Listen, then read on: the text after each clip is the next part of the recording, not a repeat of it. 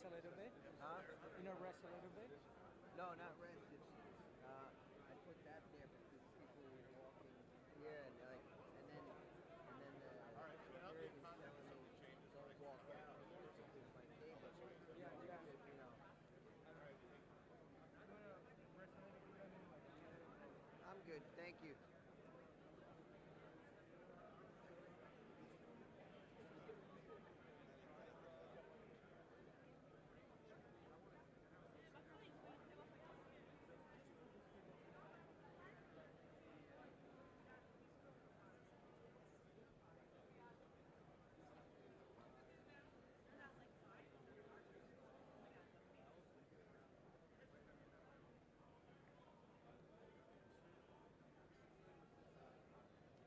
It's just for so people don't walk here. Yeah, you yeah. know? But Passa på här så man inte spiller kaffe.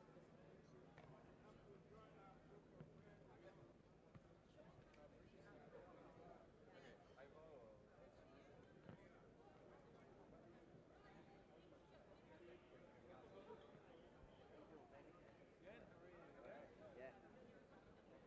Brazil came in this already or no? Huh? Brazil come in yet?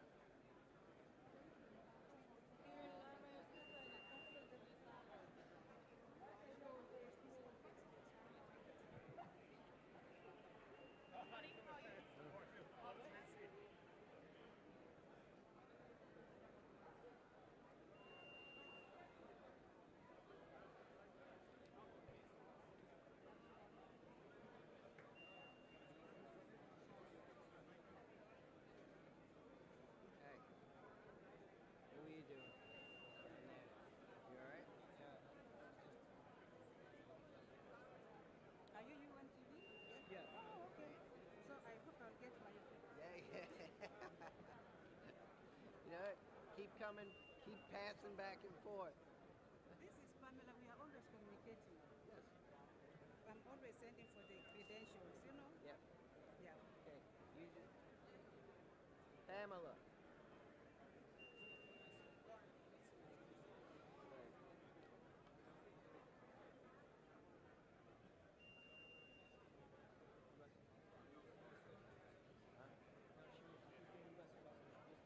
Yeah.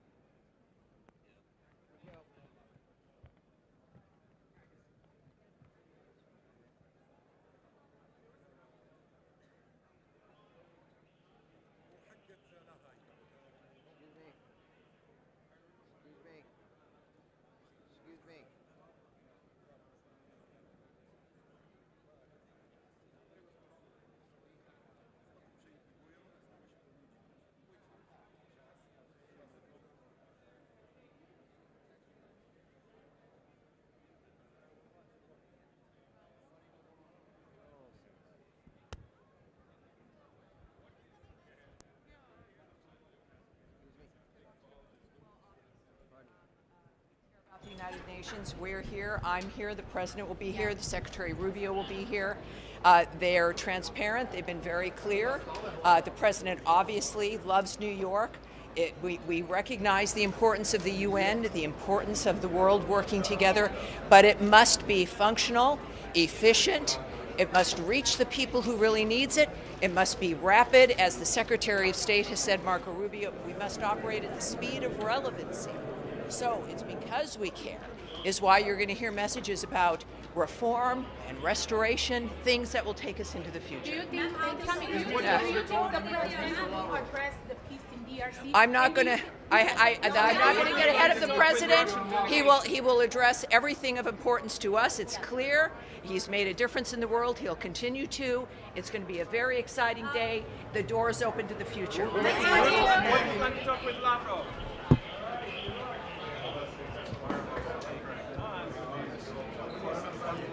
She's vice president.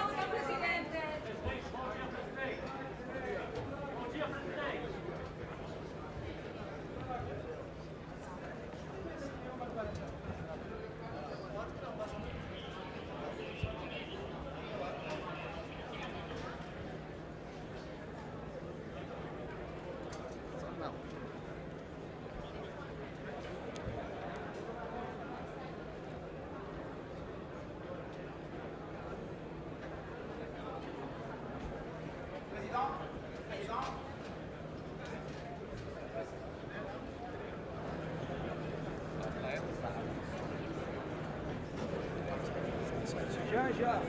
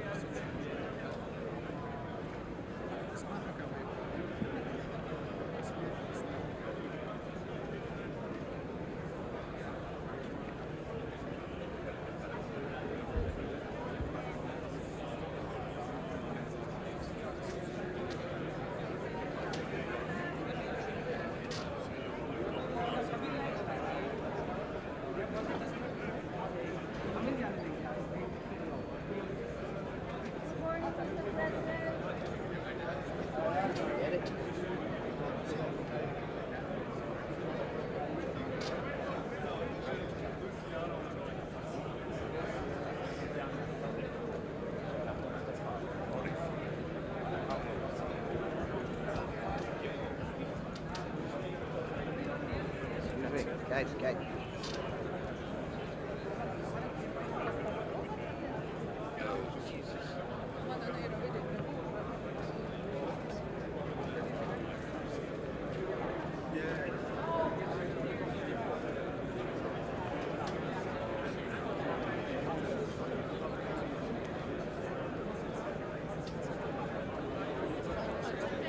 Pode ser interpretado também.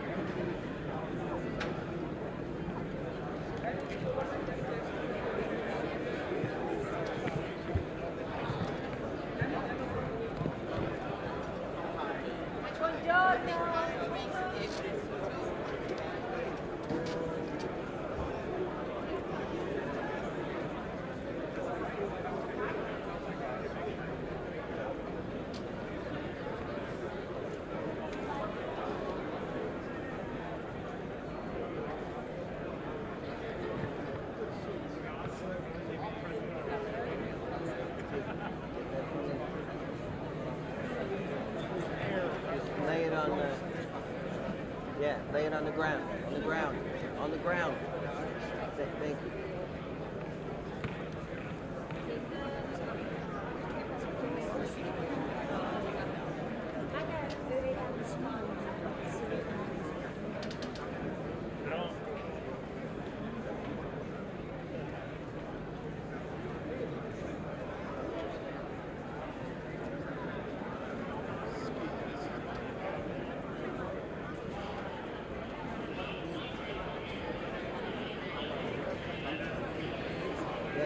He disappeared before.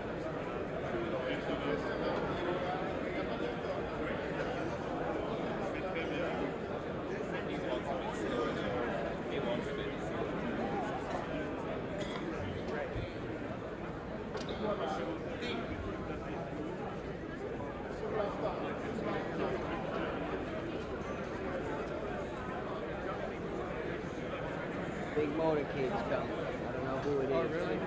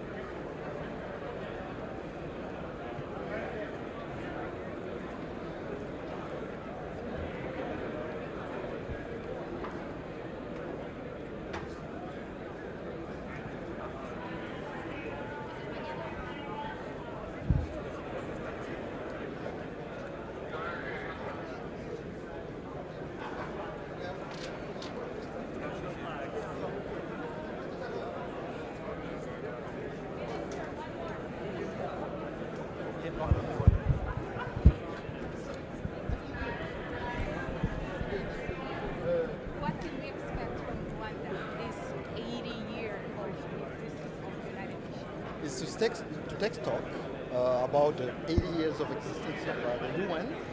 You remember that the UN was created after the Holocaust, a genocide. But there are failures that happened during the last 80 years, including the genocide against the Tutsi in Rwanda. So, and we are a bit concerned actually with the resurgence of genocide ideology in our region, especially in Syria. So we will talk about the positive things, climate change, the digital transformation, the multilateralism that is important for all of us, but to also talk about how the UN will not commit the same mistakes that it has committed in the past by raising the alarm on the situation in our region. What about the Africa being part of the Security Council? That is important because now you know that when the UN Charter was adopted, only 4 African countries were independent and signed on the Charter. And now 2/3 of the items on the agenda of Security Council is about African conflict, African issues. Yet we don't have any single permanent member. So what we believe is that we need to have at least 2 African states as permanent member with all rights and privileges, including the veto right. So we believe in that. What about the ceasefire in DRC? Can you share something? Is it coming? When are we seeing the ceasefire? We signed an important agreement, the Washington Peace Agreement, was mediated by the U.S. administration, the Trump administration. Now meetings are taking place in Washington of organs that are provided for by the process, the Washington peace process. But on the ground, we are concerned about the violation of the ceasefire, including the targeting of communities, Banyamulenge communities, which are being targeted as we speak with hate speech, with military attacks. So we hope that the U.S. and the Qatar and other mediators will help in putting back the agreement on the right track. Thank you. Thank you very much. Thank you.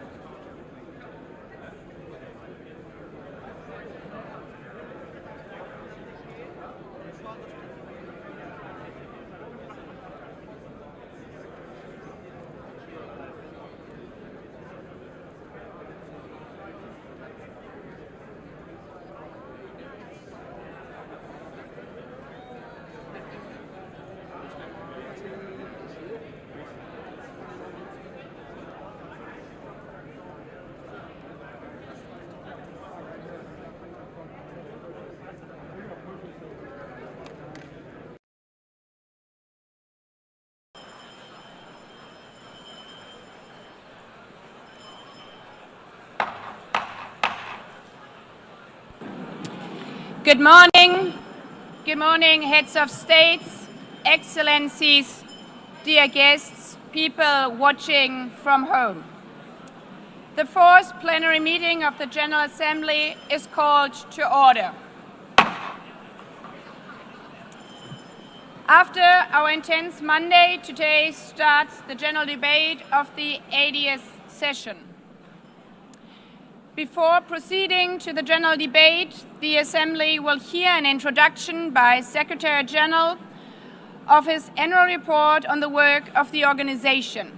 Under Agenda Item 110, in accordance with Resolution 51/241 of 31st July 1997. Please take your seat. I now give the floor to the Secretary General of the United Nations, His Excellency Antonio Guterres.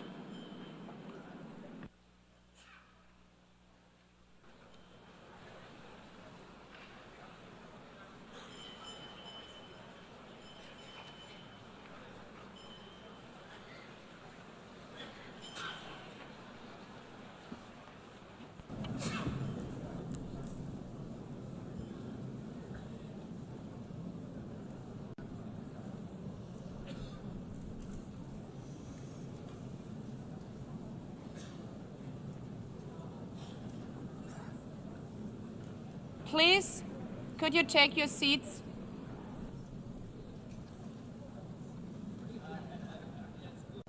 Let me begin with two words we have not been able to say often enough in this hall. Madam President.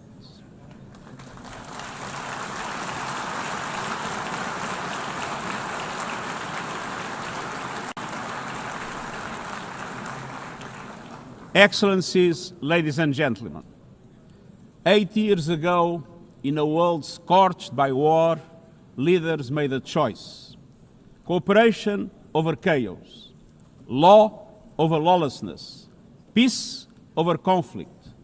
And that choice gave birth to the United Nations, not as a dream for perfection, but as a practical strategy for the survival of humanity.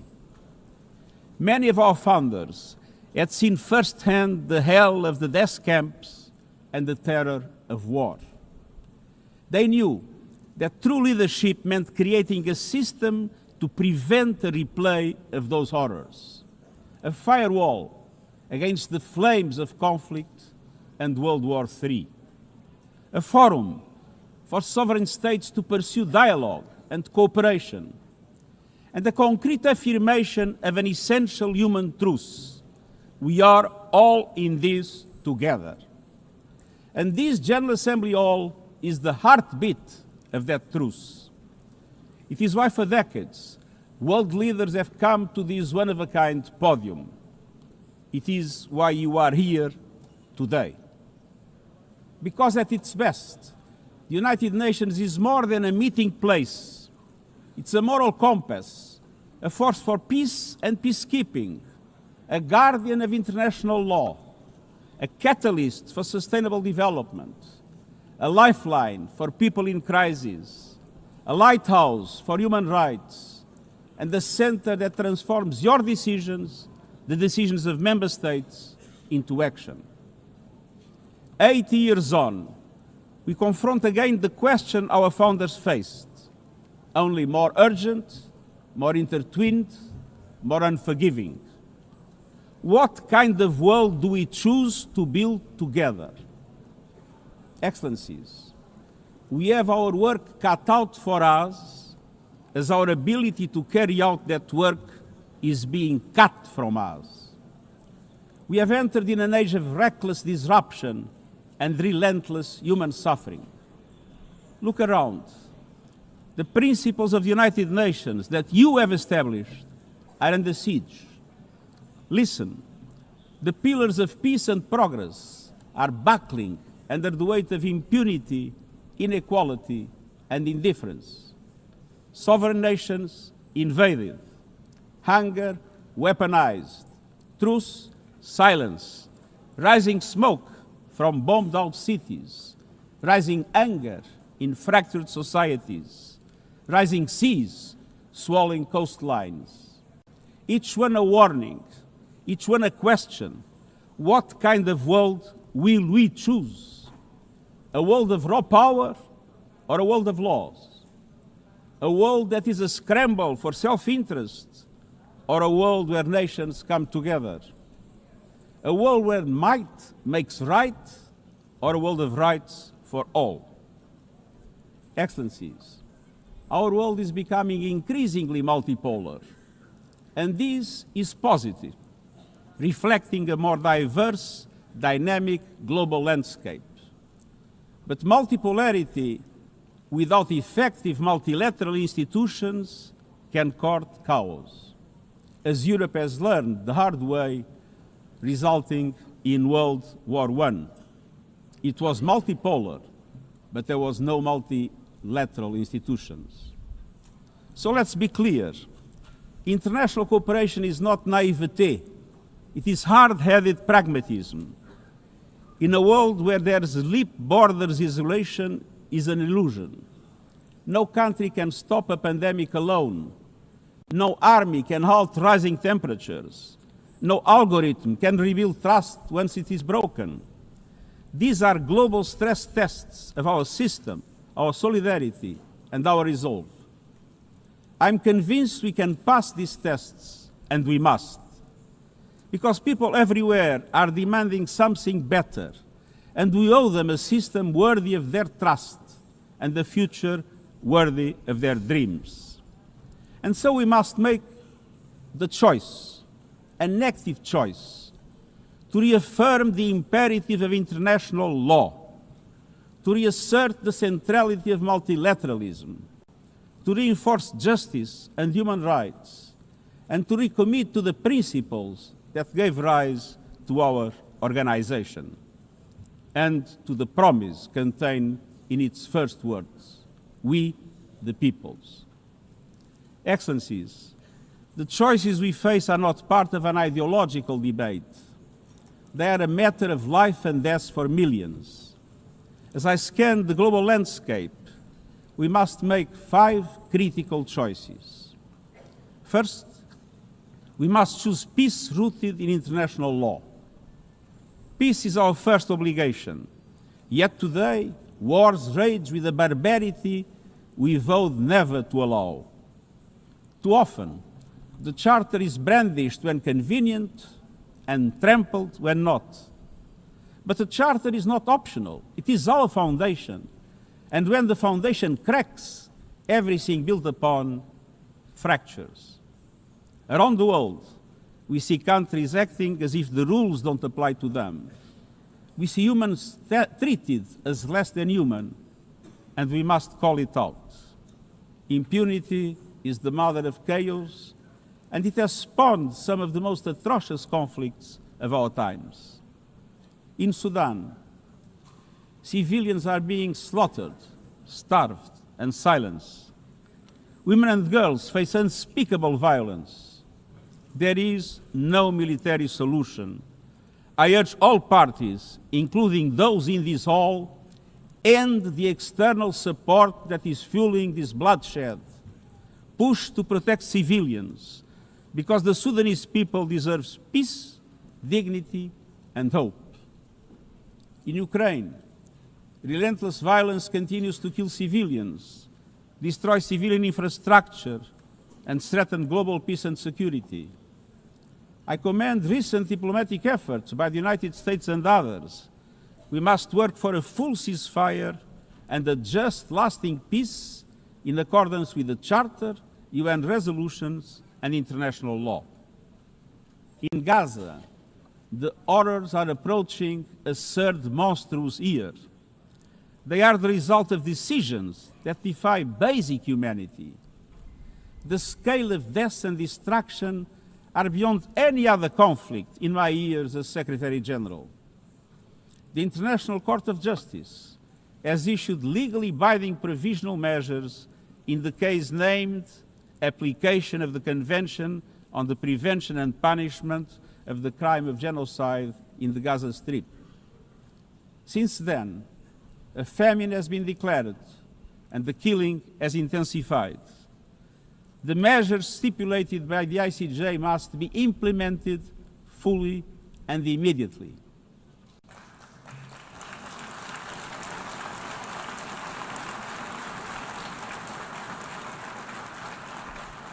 Nothing can justify the horrific Hamas terror attacks of October 7 and the taking of hostages, both of which I have repeatedly condemned.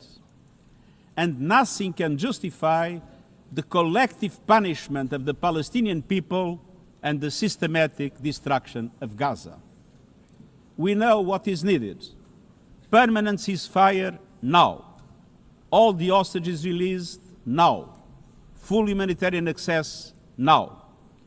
And we must not relent in the only viable answer to sustainable Middle East peace, a two-state solution as so eloquently reaffirmed yesterday. We must urgently reverse dangerous trends on the ground. Relentless settler expansion and violence, and the looming threat of annexation must stop.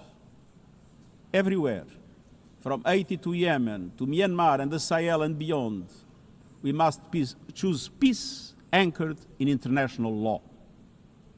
The past year has brought glimmers of hope, including the ceasefire between Cambodia and Thailand, and the agreement between Azerbaijan and Armenia brokered by the United States. But far too many crises continue unchecked. Impunity prevails, lawlessness is a contagion, it invites mayhem, accelerates terror, and risks a nuclear free-for-all. When accountability shrinks, graveyards grow. When UN staff and facilities are attacked, violating legal obligations, so too is the core of our ability to serve and deliver. The Security Council must live up to its responsibilities. It must be more representative, more transparent, and more effective. And beyond crisis response, we must tackle the injustices that ignite conflict: exclusion, inequality, impunity, and corruption. The surest way to silence the guns is to raise the volume for justice. Real security is born of fairness and opportunity for all. Excellencies, this leads me to my second point. We must choose human dignity and human rights. Human rights are not an ornament of peace, they're its bedrock. Human rights, economic, social, cultural, political, and civil, are universal, indivisible, and interdependent. Choosing rights means more than words. It means choosing justice over silence. It means protecting freedom and civic space, advancing equality for women and girls, confronting racism and discrimination in all its forms, protecting human rights defenders, journalists, and freedom of speech, and upholding the rights of refugees and migrants so that mobility is safe and in accordance with international law. Human rights are a daily battle, online and offline. They require political will. But dignity is not only about the protection of rights. It is about rights fulfilled through inclusive and resilient development. Rights that put an end to poverty and hunger. Rights that open doors to education, health, and opportunity. The Sustainable Development Goals are our shared roadmap for achieving these rights. But in order to make progress down this road, we need fuel.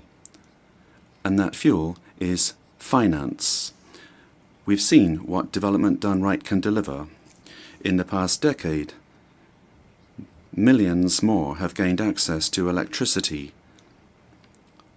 clean cooking solutions, and to the internet. Child marriage is in retreat. Women's representation is growing, but cuts to aid are wreaking havoc. They are a death sentence for many. For so many more, a stolen future. This is the great paradox of our time. We have the solutions, but we are siphoning off the fuel that would make it possible to make progress. To choose dignity, we must choose financial justice and solidarity. We need to reform the international financial architecture so that it drives development for all. With bigger and bolder multilateral development banks, lending more, and mobilizing more private capital for developing countries, with faster and fairer debt relief mechanisms, helping every country in crisis, including middle-income countries. protecting natural resources by tackling illicit financial flows and abusive tax practices that rob societies of their future, and global financial institutions that represent today's world, with far greater participation of developing countries in terms of their composition and their decision-making. So let us choose a global economy that works for everyone, men and women. Let us choose human rights and dignity, and let us equip ourselves with the means to ensure a transition for people and the planet. Excellencies, this brings me to the third choice. We must choose climate justice. The climate crisis is accelerating, but so are the solutions. The clean energy future is no longer a distant promise. It's already here.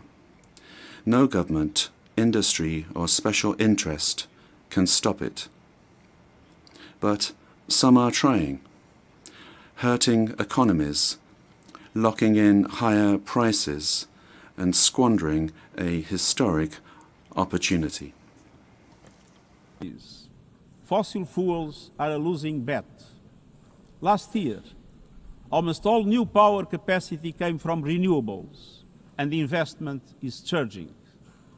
Renewables are the cheapest and fastest source of new power. They create jobs, drive growth, shield economies from volatile oil and gas markets, connect the unconnected, and can free us from the tyranny of fossil fuels. But not at today's pace. Clean energy investment remains uneven. 21st century grids and storage are not rolling out fast enough.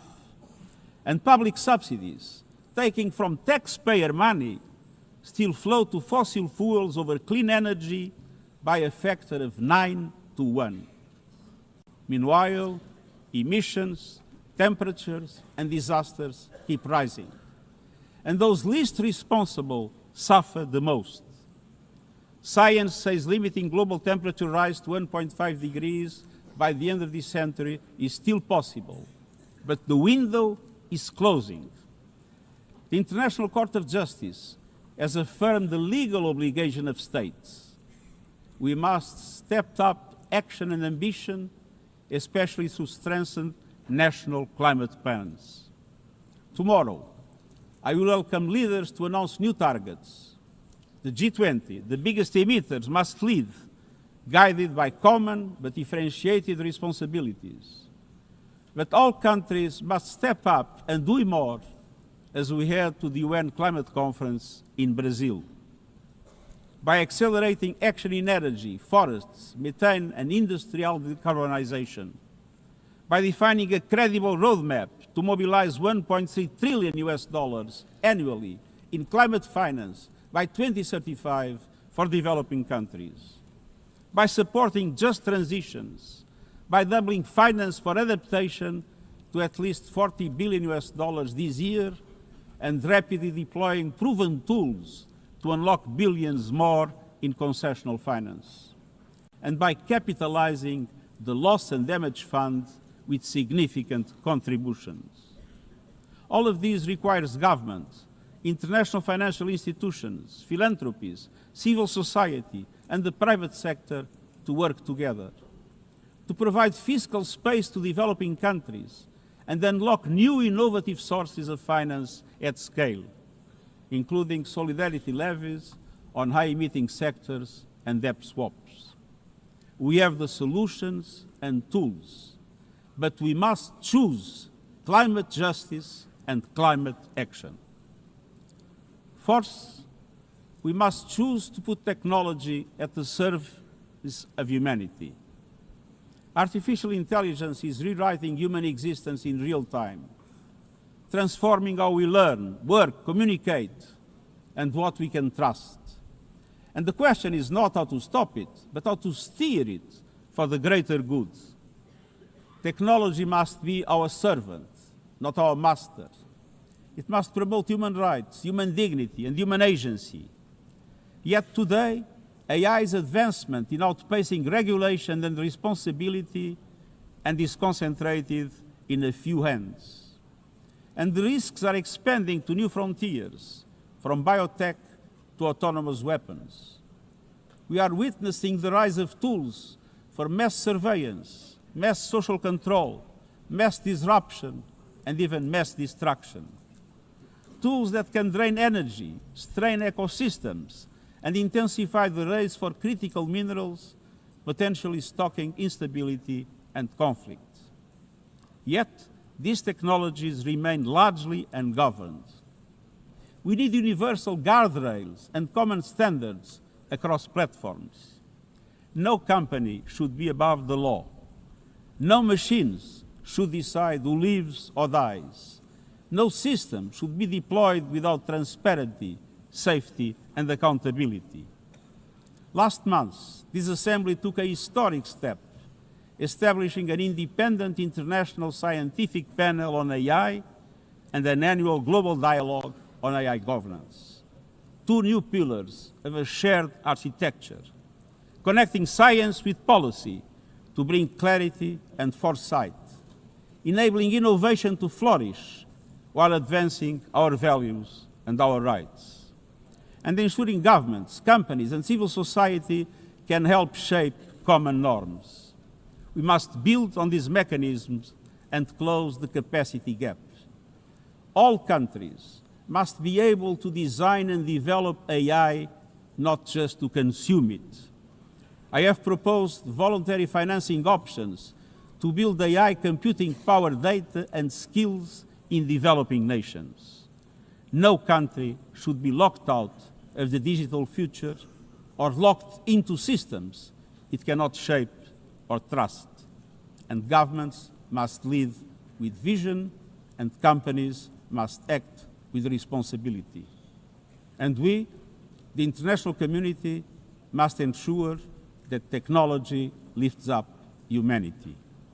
So let us choose cooperation over fragmentation, ethics over expediency, and transparency over opacity. Technology will not wait for us, but we can still choose what it serves. So let us choose wisely. Fifth and finally, to meet all these goals, we must choose to strengthen the United Nations for the 21st century. The forces shaking our world are also testing the foundations of the United Nations system. We are being hit by rising geopolitical tensions and divisions, chronic uncertainty, and mounting financial strain. But those who depend on the United Nations must not be made to bear the cost, especially now, when for every dollar invested to support our core work to build peace, the world spends $750 on weapons of war. This is not only unsustainable, it is indefensible. In this moment of crisis, the United Nations has never been more essential. The world needs our unique legitimacy, our convening power, our vision to unite nations, to bridge divides and confront the challenges before us. The Pact for the Future has shown your determination to build a United Nations that is stronger, more inclusive, and more effective. That is the logic and the urgency of our UN80 initiative. We are moving swiftly and decisively. I put forward concrete proposals, a revised budget for 2026 that strengthens accountability, improves delivery, and cuts costs. Practical reforms to implement mandates more effectively and efficiently with greater impact. And ideas to spark a paradigm shift in the structure of the UN and how its parts work together. Most of these decisions rest with you, the Member States, and we will move forward in full respect of the established procedures. Together, let us choose to invest in a United Nations that adapts, innovates, and is empowered to deliver for people everywhere. Excellencies, my overriding message comes down to this. Now is the time to choose. It's not enough to know what the right choices are. I urge you to make them. I grew up in a world where choices were few. I was raised in the darkness of dictatorship, where fear silenced voices and hope was nearly crushed. Yet, even the bleakest hours, especially then, I discovered a truth that has never left me. Power does not reside in the hands of those who dominate or divide. Real power resides from people, from our shared resolve to uphold dignity, to defend equality, to believe fiercely in our common humanity and the potential of every human being. I learned early to persevere, to speak out, to refuse to surrender, no matter the challenge, no matter the obstacle, no matter the hour. We must and we will overcome. Because in a world of many choices, there is one choice we must never make, the choice to give up. We must never give up.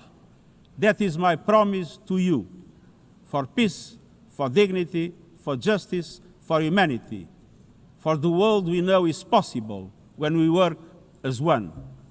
I will never, ever give up. Thank you.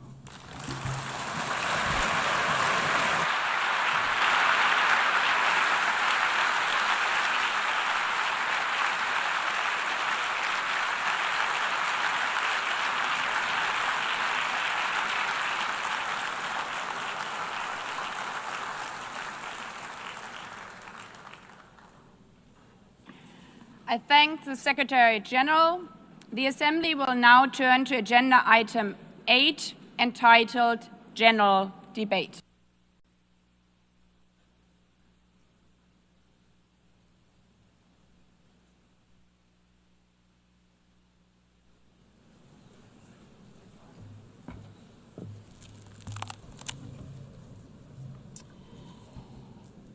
"80 years. Longer than the average human life. This anniversary of the United Nations should have been a moment of celebration. But this is not an ordinary year.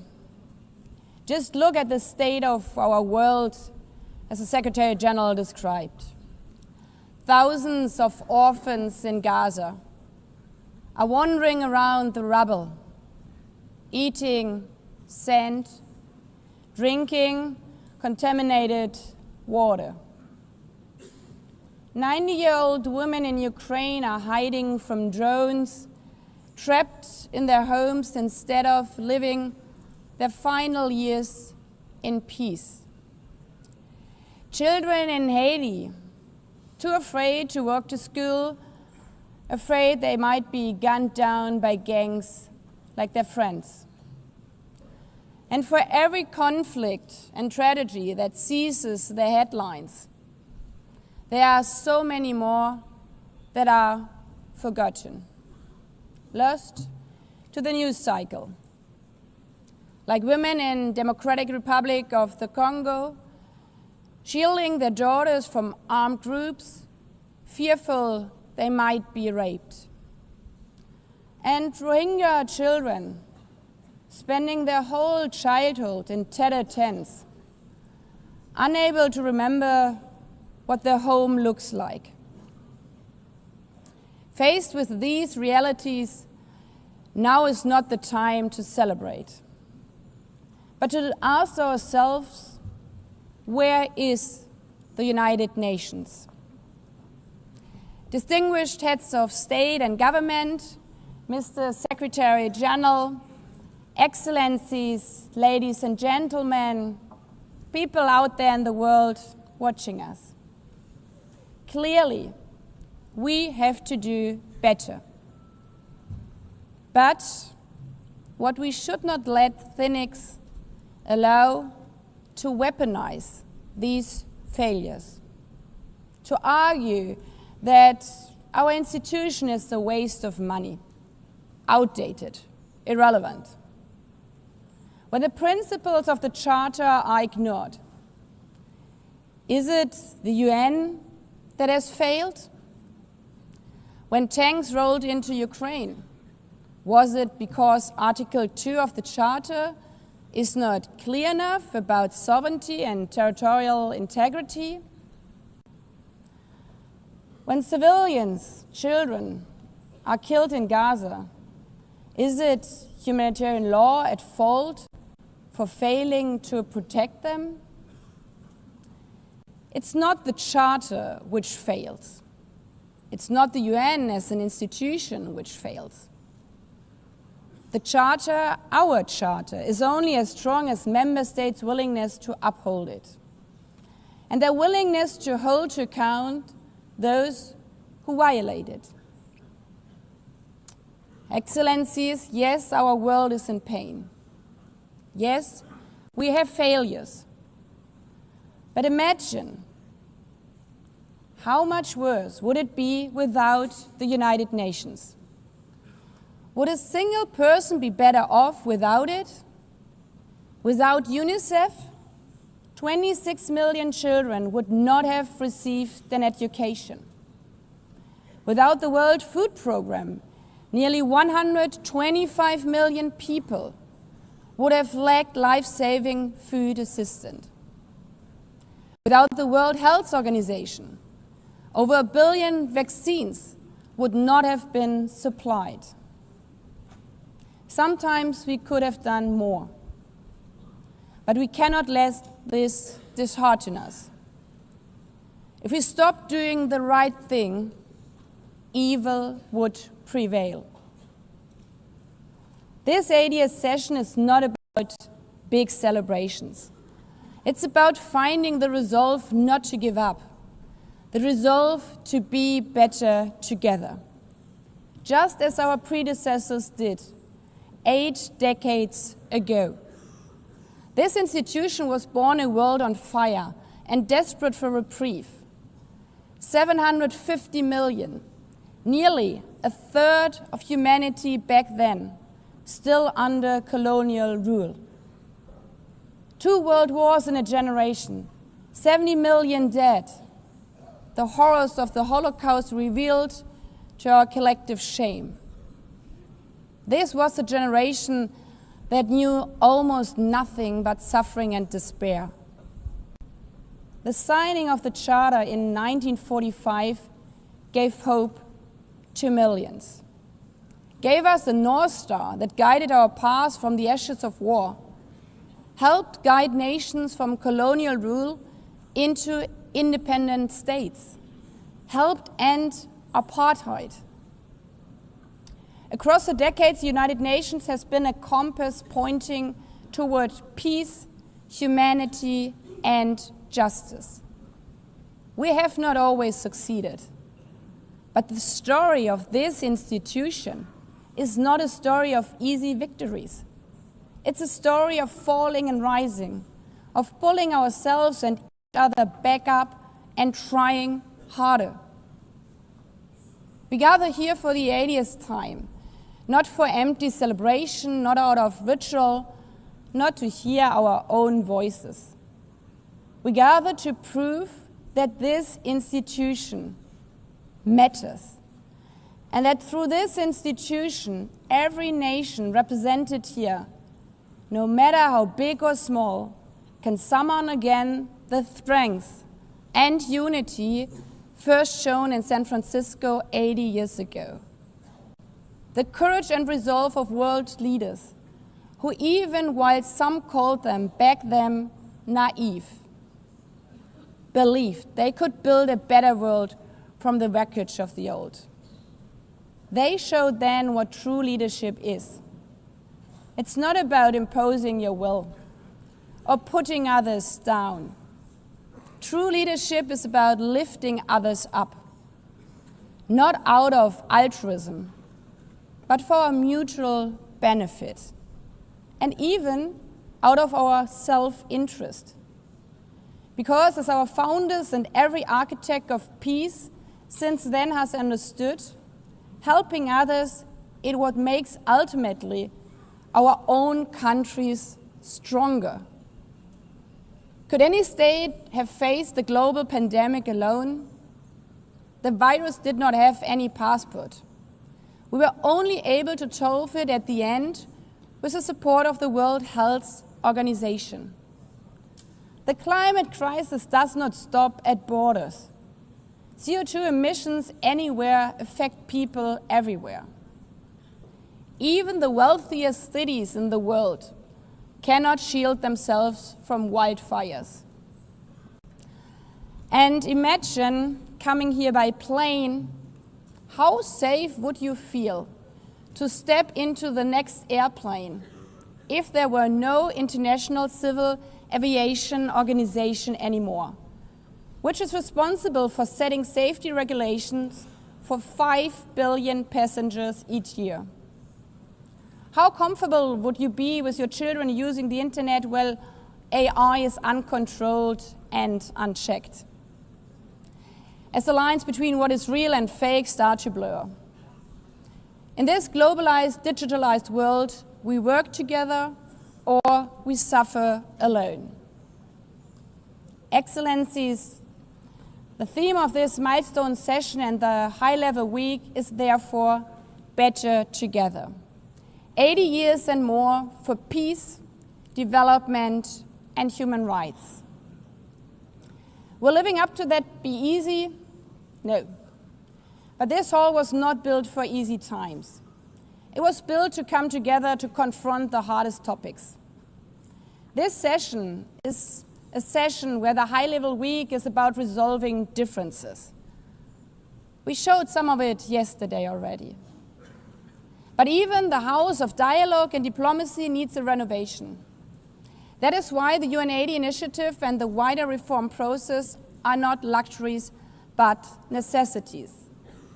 We are literally now at a crossroads, a make it or break it moment, politically, financially. Therefore, we have to deliver a United Nations that is agile, cost-effective, and fit for purpose. Member States have to give the Secretary General and this process their full support, because reform cannot stop in New York. It must carry through to every capital. That includes delivering the Pact for the Future and accelerating progress on the Sustainable Development Goals. Again, this is not about charity. It's about addressing the core purposes of this institution, about strengthening our foundations across all 3 pillars: peace and security, human rights, and sustainable development. They are inseparable. Leaving hundreds of millions trapped in extreme poverty, vulnerable to crisis, and denied their human rights is not only a moral failure, it's a recipe for global unrest, terrorism, and a tragic waste of humanity's greatest resource, its people. Put it simply, without the SDGs, there cannot be lasting peace. Excellencies, our future as an institution will also be shaped by the selection of the next Secretary General. And here we must pause and reflect. In nearly 80 years, this organization has never chosen a woman for that role. One might wonder how out of 4 billion potential candidates, there could not be found a single one. Of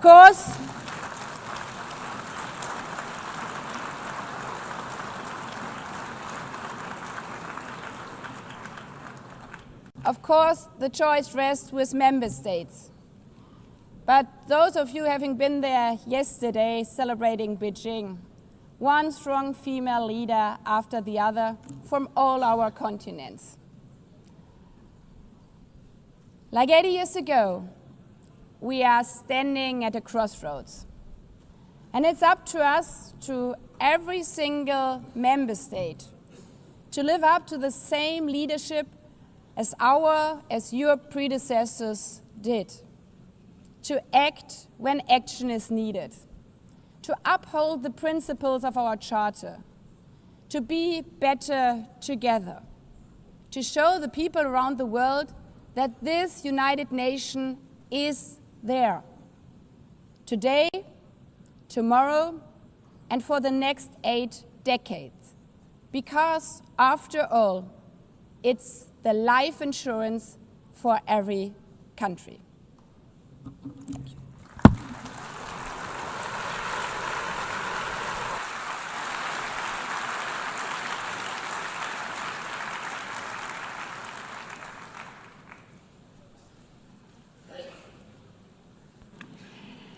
Before giving the floor to the first speaker for this morning, I would like to remind Member States that the list of speakers for the general debate has been established on the agreed basis that statements should be no longer than 15 minutes to enable all the speakers to be heard at a given meeting.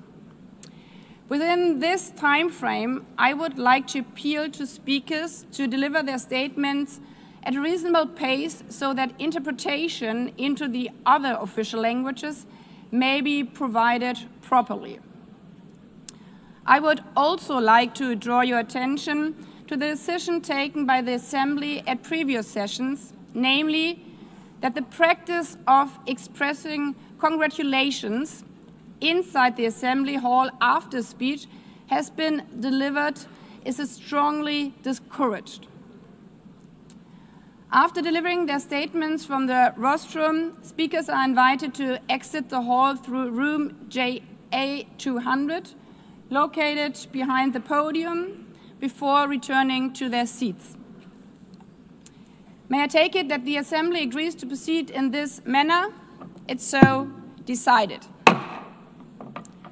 Finally, I should like to draw the attention of Member States that during the general debate, official photographers are in the room and will take official photographs of all speakers by the Department of Global Communications.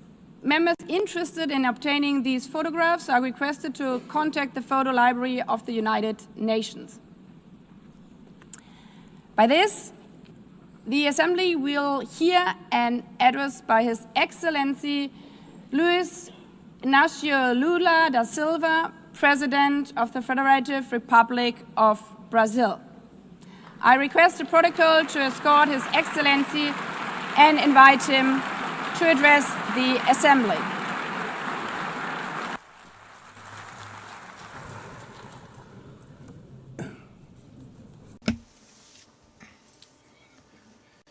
Madam President of the General Assembly, Analina Berbuki, Mr. Secretary General Antonio Guterres, dear heads of state and government, and representatives of the member states gathered here. This should be a time to celebrate the United Nations. Created at the end of the war, the UN symbolizes the highest expression of the aspiration for peace and prosperity. Today, however, the ideals that inspired its founders in San Francisco are under threat as never before in their history. Multilateralism is at a new crossroads. The organization's authority is in check. We are witnessing the consolidation of an international order marked by repeated concessions to power play. Attacks on sovereignty, arbitrary sanctions, and unilateral interventions are becoming the rule. There is a clear parallel between the multilateralism crisis and the weakening of democracy.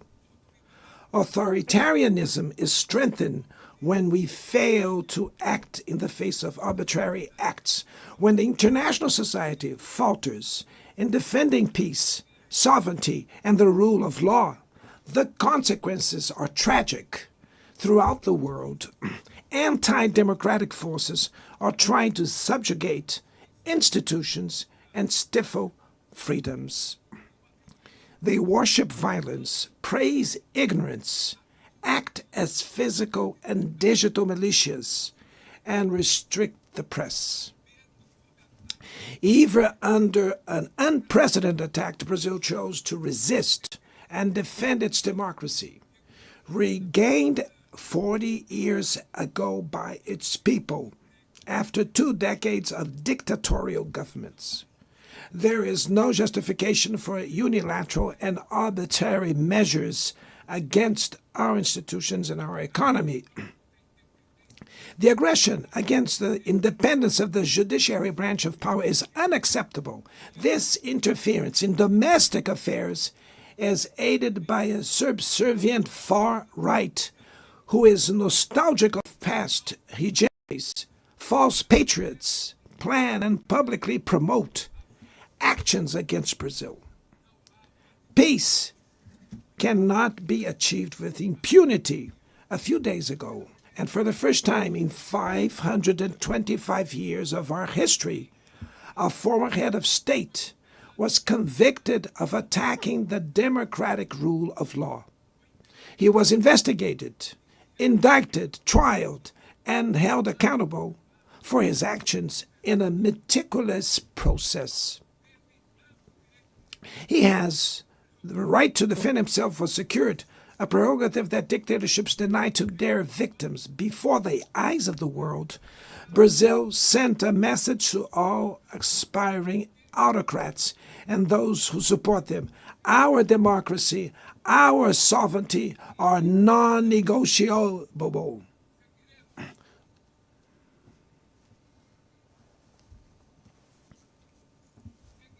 We will continue as an independent nation and as a people free from any type of guardianship. Sound democracies go beyond the electoral ritual. Its strength presupposes the reduction of inequalities, the guarantee of the most basic rights: food, safety, work, housing, education, and health. Democracy fails when women earn less than men or die at the hands of partners and family members. It loses when it closes its doors and blames migrants for the world's ills. Poverty is as much an enemy of democracy as extremism. Therefore, we were proud to receive confirmation from FAO that Brazil has once again left the hunger map in this year, 2025. But in the world, there are still 670 million hungry people, and about 2.3 billion face food insecurity. The only war of which everyone can emerge victorious is the one we wage against hunger and poverty. This is the goal of the global alliance we launched at the G20 and which has the support of 103 countries. The international community needs to revise its priorities, reduce arms spending, and increase development aid. Relieve the service of the foreign debt of the poorest countries, above all African nations, and set minimum global tax standards so that the super rich pay more taxes than workers. Democracy is also measured by the ability to protect families and the childhood. Digital platforms offer possibilities for us to come together in ways we never imagined. But they have been used for sowing intolerance, misogyny, xenophobia, and misinformation. The internet cannot be a land of lawlessness. It's up to governments to protect the most vulnerable. Regulating does not mean restraining freedom of expression. It's about ensuring that what is already illegal in the real world is treated the way in the virtual environment. Attacks on regulation serve to cover up hidden interests and provide shelter for crimes such as fraud, human trafficking, pedophilia, and attacks against democracy. The Brazilian parliament was right to rush to address this issue. Last week, I proudly enacted one of the world's most advanced laws for the protection of children and adolescents in the digital environment. Also, we sent draft bills to the National Congress to foster competition in digital markets and to encourage the installation of sustainable data centers.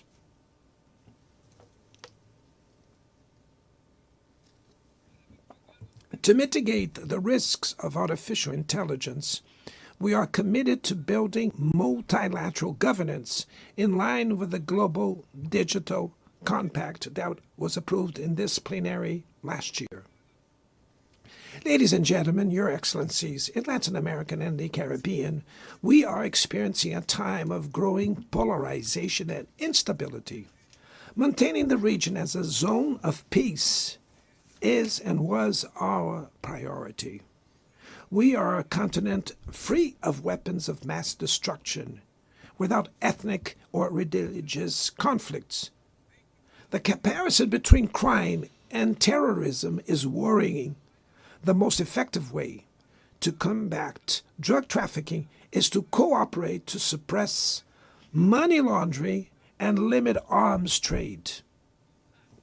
Using lethal force in situations that do not constitute armed conflict is tantamount to executing people without trial. Other parts of the planet have already witnessed interventions that cause greater damage than intended, with serious humanitarian consequences. The path to dialogue must not be closed in Venezuela. Haiti has the right to a violence-free future, and it is unacceptable that Cuba be listed as a country that sponsors terrorism. In the conflict in Ukraine,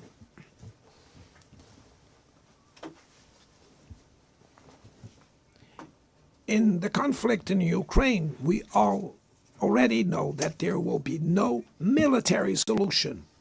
The recent meeting in Alaska raised hopes for a negotiated way out. It's necessary to pave the way for a realistic solution. This implies taking into account the legitimate security concerns of all parties.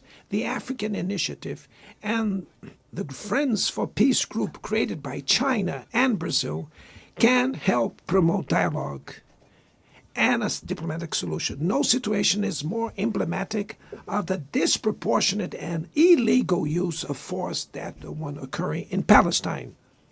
The terrorist attacks perpetrated by Hamas are indefensible from any angle, but nothing, absolutely nothing, justifies the ongoing genocide in Gaza.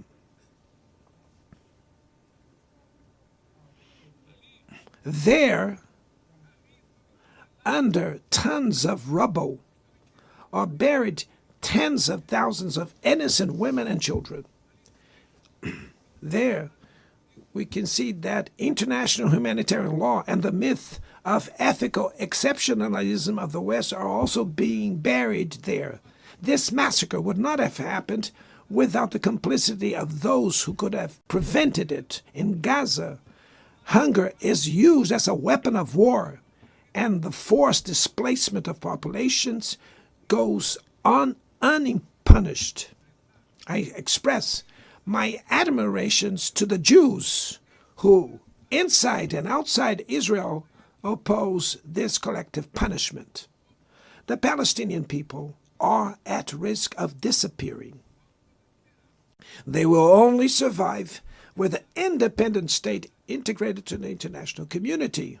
This is the solution defended by more than 150 UN members, reaffirmed yesterday here in this very plenary, but barred by a single veto. It is regrettable that President Mahmoud Abbas was prevented by the host country of occupying the Palestinian bench at this historical moment.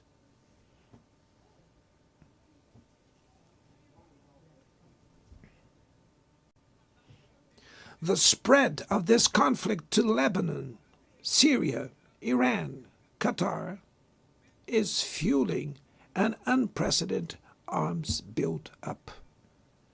Madam President, bombs and nuclear weapons will not protect us from the climate crisis. The year of 24 was the warmest already registered. COP30 in the city of in Brazil will the COP of truth. It will be the time for world leaders to prove the seriousness of their commitment to the planet. Without a complete picture of the NDC's nationally determined contributions, we were walking blindfolded towards the abyss. Brazil has committed to reducing its emissions by 59 and 67%, covering all greenhouse gases and all sectors of the economy. Developing nations face climate change while grappling with other challenges. Meanwhile, rich countries enjoy a standard of living reached at the expense of 200 years of greenhouse gas emissions, demanding greater ambition and greater access to resources and technology. It's not a matter of charity, but of justice. The race for critical minerals essential for energy transition cannot reproduce the predatory and asymmetrical logic that has characterized recent centuries. In Belém City, the world will learn about the reality of the Amazon. Brazil has already reduced deforestation by half in the region in the last 2 years.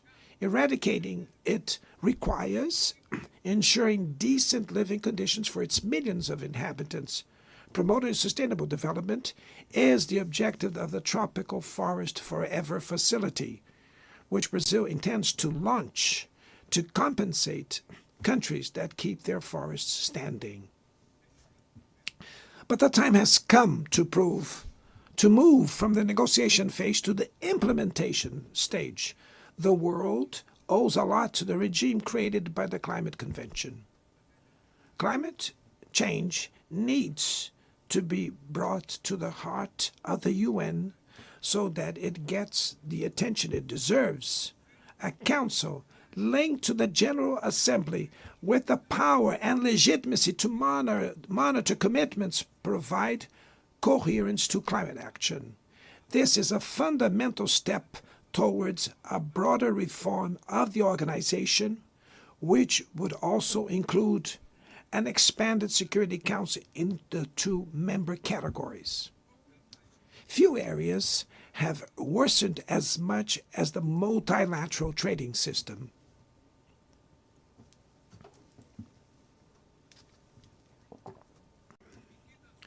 Unilateral measures have rendered fundamental principles, such as the most favored nations clauses, meaningless. They have disrupted value chains and threw the global economy into a pernicious spiral of high prices and stagnation. It is urgent to refound the WTO based on modern and flexible foundations. Your Excellencies, ladies and gentlemen, this year, the world lost 2 exceptional public figures. Former Uruguayan President Pepe Mujica and our dear Pope Francis, both embodied the best humanist values like no other. Their lives were intertwined with the 8 decades of the UN's existence. If they were still among us, they would use this platform to remember that authoritarianism, environmental degradation, and inequality are not relentless, that the only ones defeated are those who stand idly by, resigned, and that we can defeat the false prophets and oligarchs who exploit fear and monetize hate, and that tomorrow is made of daily choices, and it takes courage to act to transform it. In the future that Brazil envisions, there is no room for the reenactment of ideological rivalries or spheres of influence. Confrontation is not inevitable. We need leaders with clear visions who understand that the international order is not a zero-sum game. The 21st century will be increasingly multipolar. For it to remain peaceful, it cannot fall to multilateral. Brazil is giving increasing importance to the European Union, the African Union, ASEAN, CELAC, BRICS, and the G20. The voice of the Global South must be heard. The UN has today almost 4 times more members than the 51 who were at its foundation. Our historic mission is to make it once again a barrier of hope and a promoter of equality, peace, sustainable development, diversity, and tolerance. May God bless us all. And thank you very much.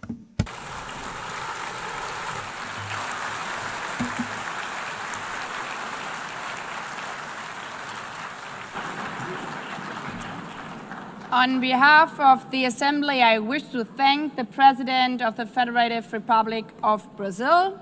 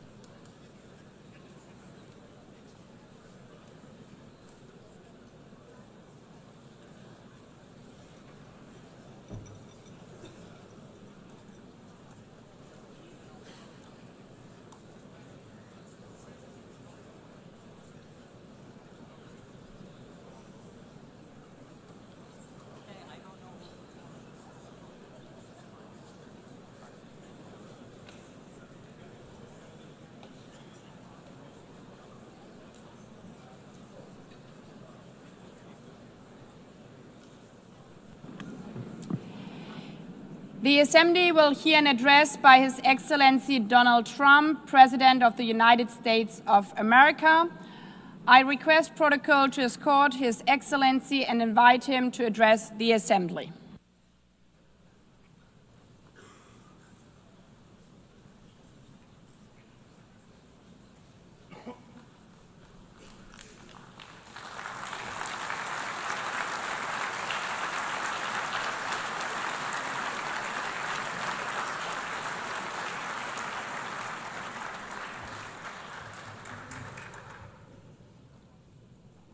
Thank you very much. Very much appreciated.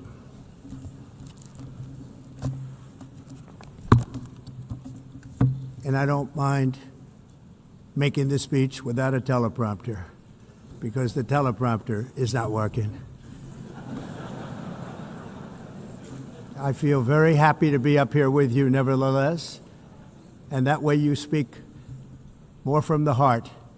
I can only say that whoever's operating this teleprompter is in big trouble.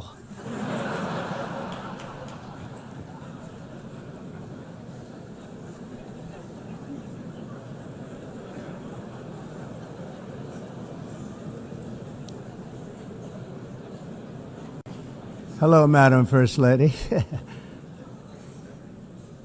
Thank you very much for being here. And Madam President, Mr. Secretary General, First Lady of the United States, distinguished delegates, ambassadors, and world leaders. 6 years have passed since I last stood in this grand hall and addressed a world that was prosperous and at peace in my first term. Since that day, the guns of war have shattered the peace I forged on 2 continents. An era of calm and stability gave way to one of the great crises of our time. And here in the United States, 4 years of weakness, lawlessness, and radicalism under the last administration delivered our nation into a repeated set of disasters.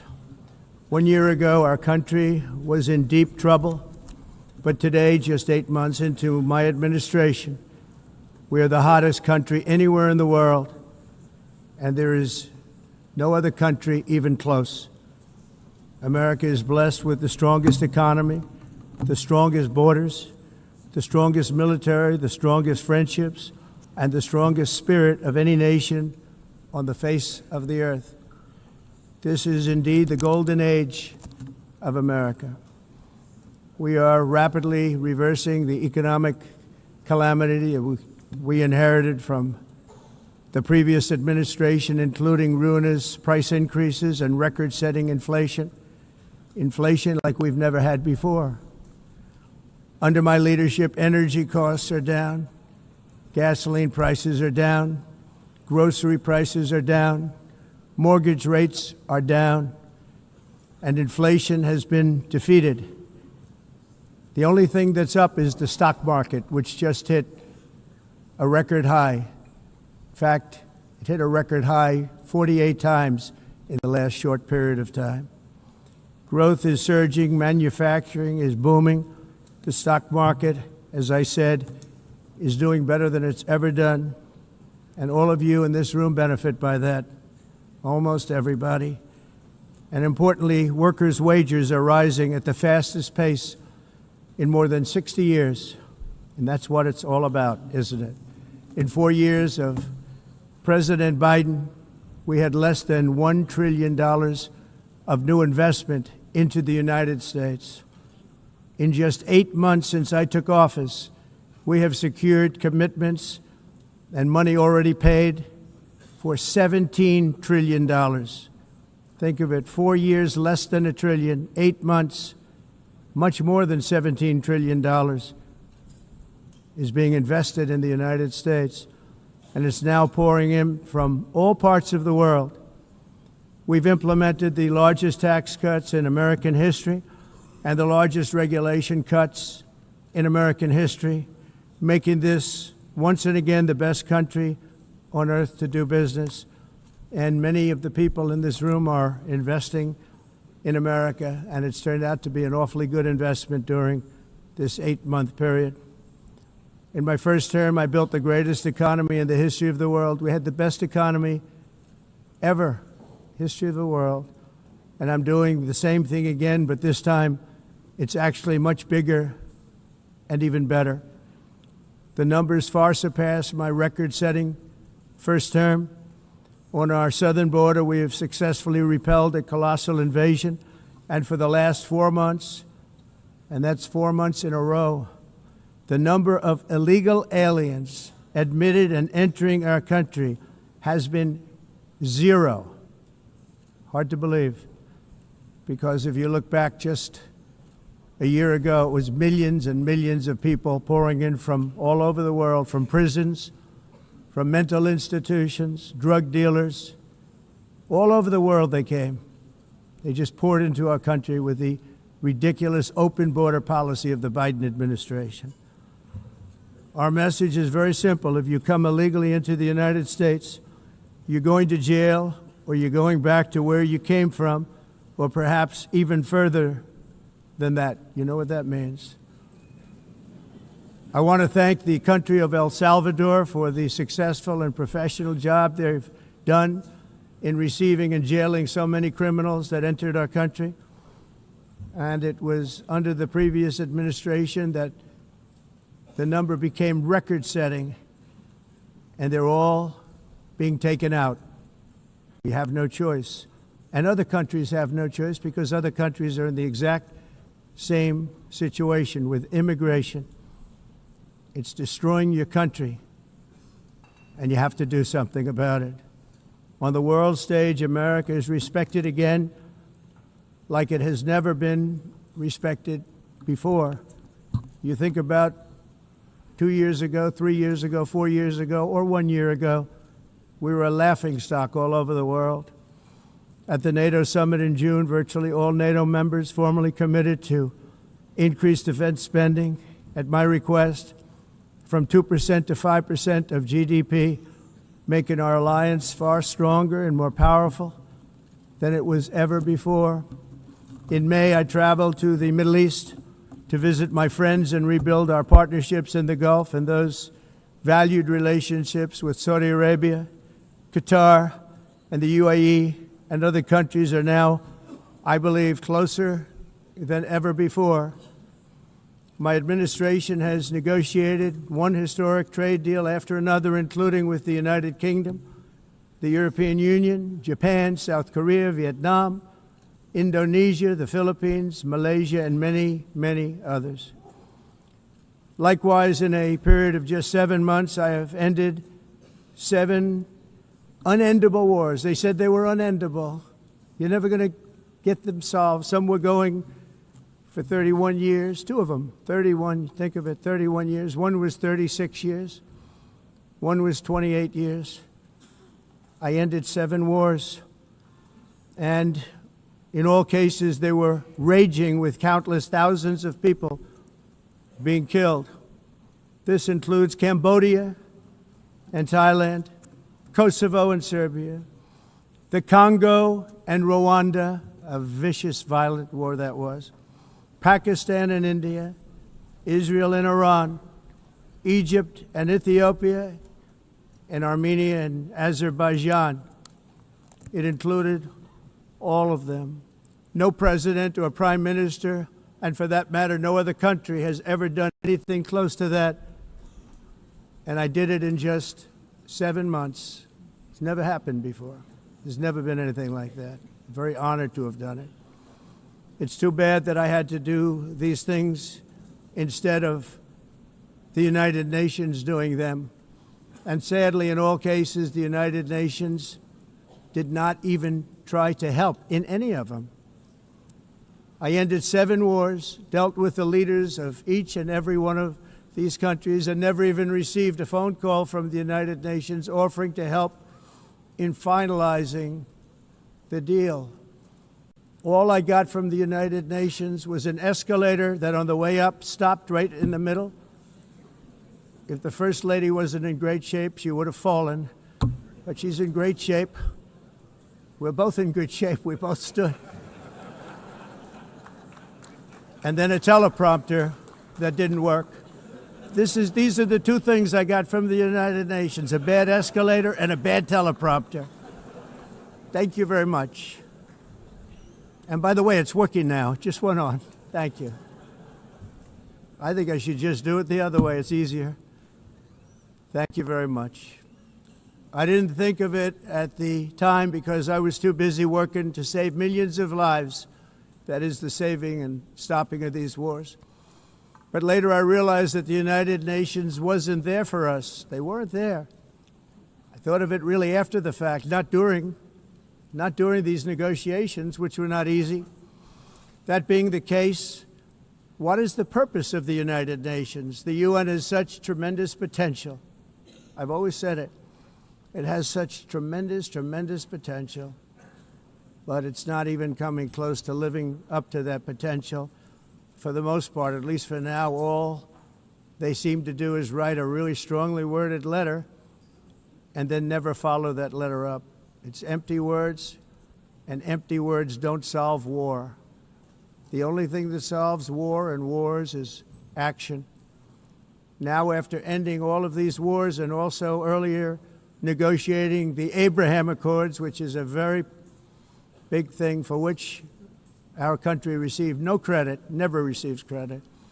Everyone says that I should get the Nobel Peace Prize for each one of these achievements.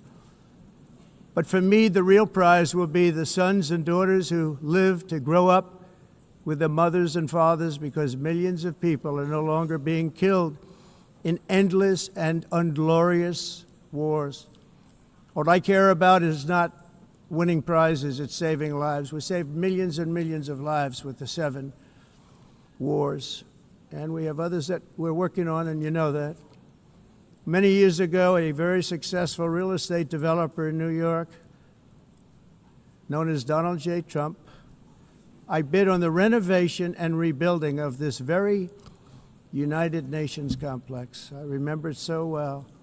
I said at the time that I would do it for $500 million, rebuilding everything. would be beautiful. I used to talk about, I'm going to give you marble floors.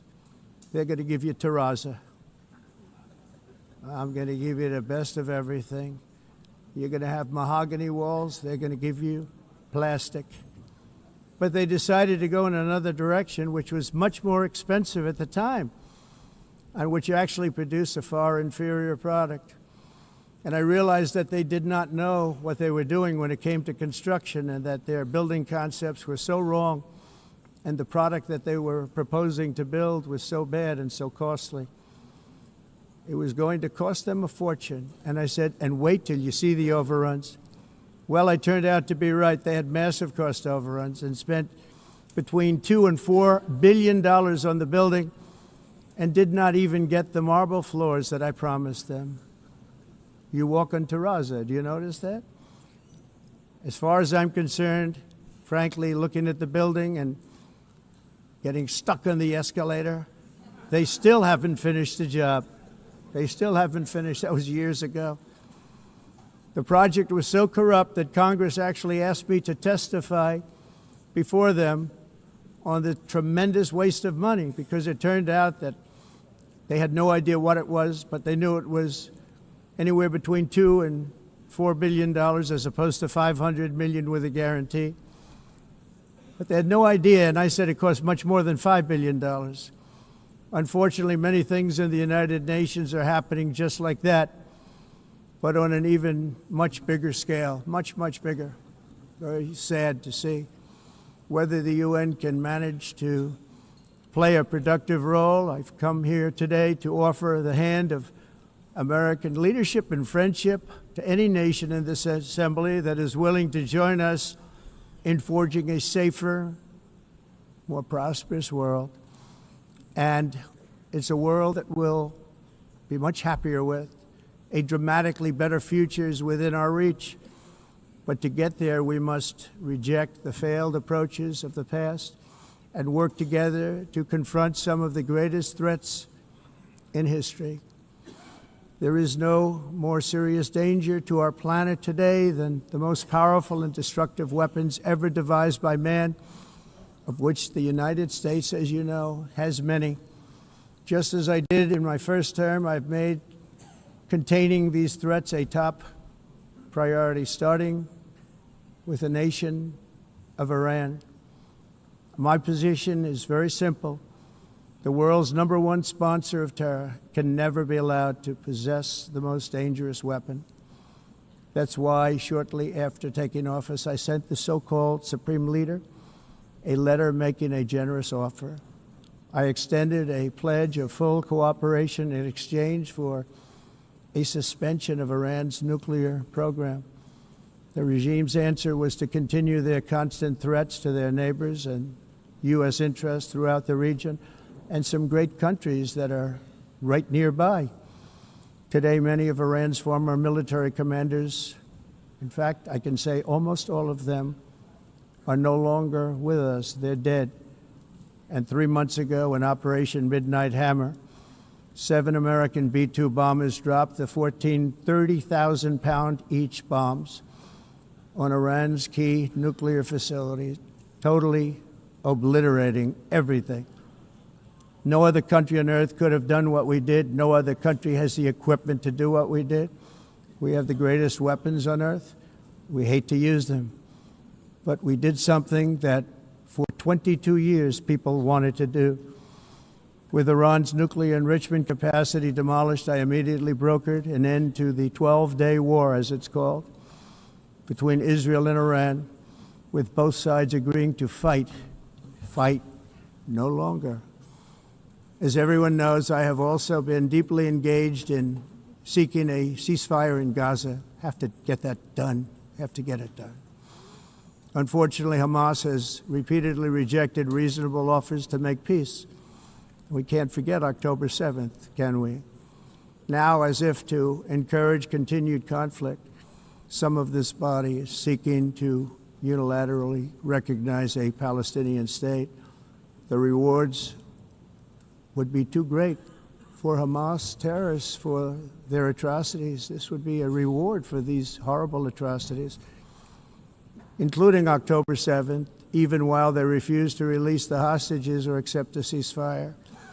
Instead of giving to Hamas and giving so much, because they've taken so much, they have taken so much. This could have been solved so long ago. But instead of giving in to Hamas's ransom demands, those who want peace should be united with one message: release the hostages now. Just release the hostages now. Thank you.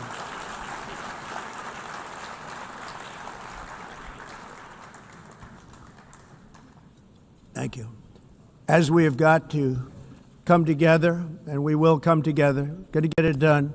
We have to stop the war in Gaza immediately. We have to stop it. We have to get it done.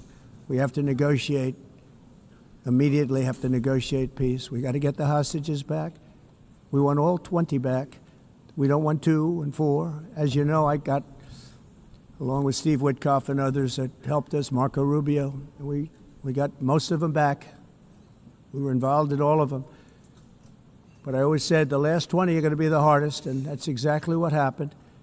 We have to get them back now. We don't want to get back 2, and then another 2, and then 1, and then 3.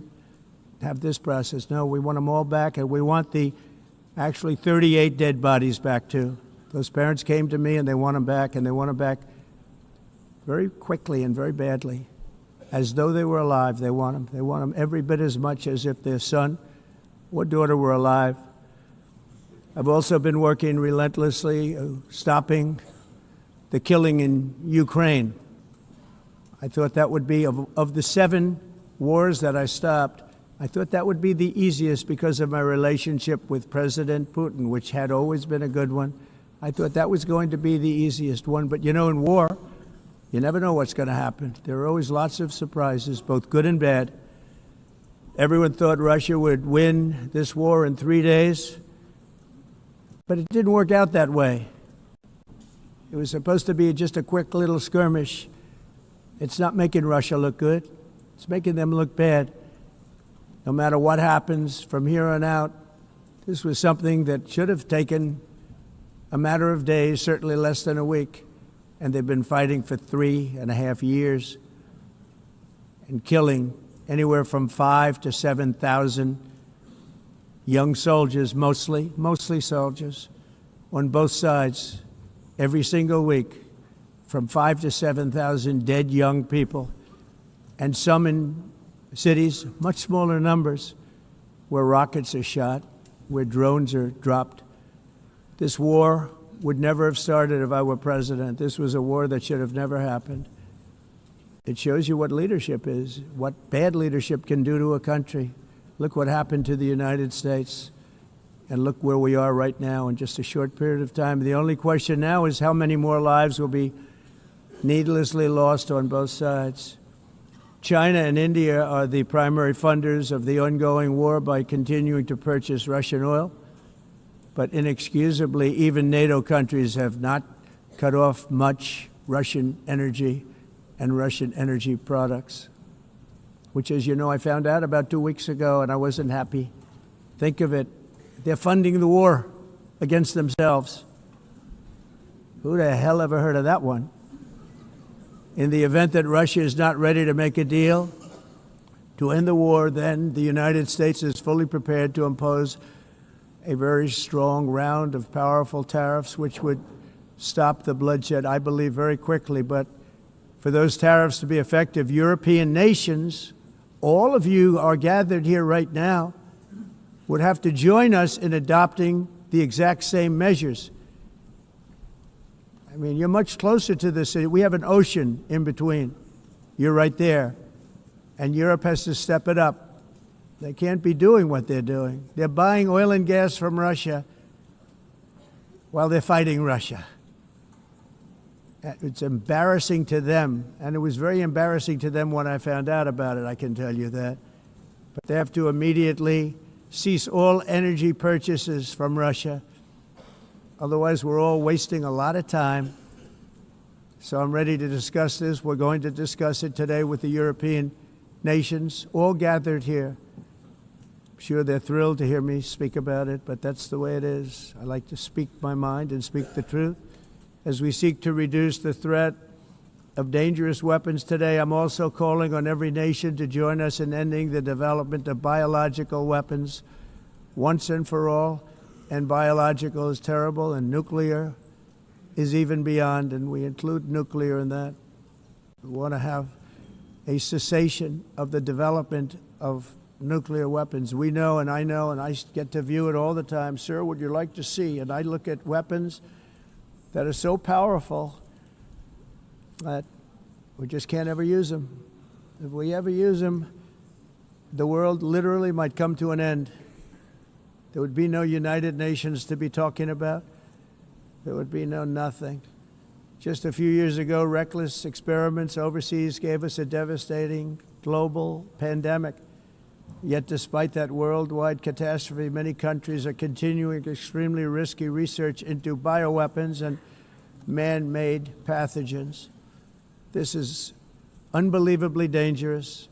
To prevent potential disasters, I'm announcing today that my administration will lead an international effort to enforce biological weapons convention, which is going to be meeting with the top leaders of the world by pioneering an AI verification system that everyone can trust.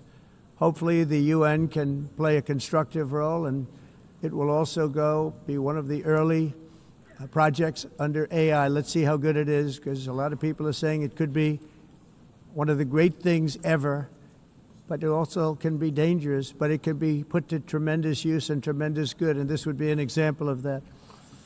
Not only is the UN not solving the problems it should, too often, it's actually creating new problems for us to solve. The best example is the #1 political issue of our time, the crisis of uncontrolled migration. It's uncontrolled. Your countries are being ruined. The United Nations is funding an assault on Western countries and their borders. In 2024, the UN budgeted $372 million in cash assistance to support an estimated 624,000 migrants journeying into the United States. Think of that. The UN is supporting people that are illegally coming into the United States, and then we have to get them out.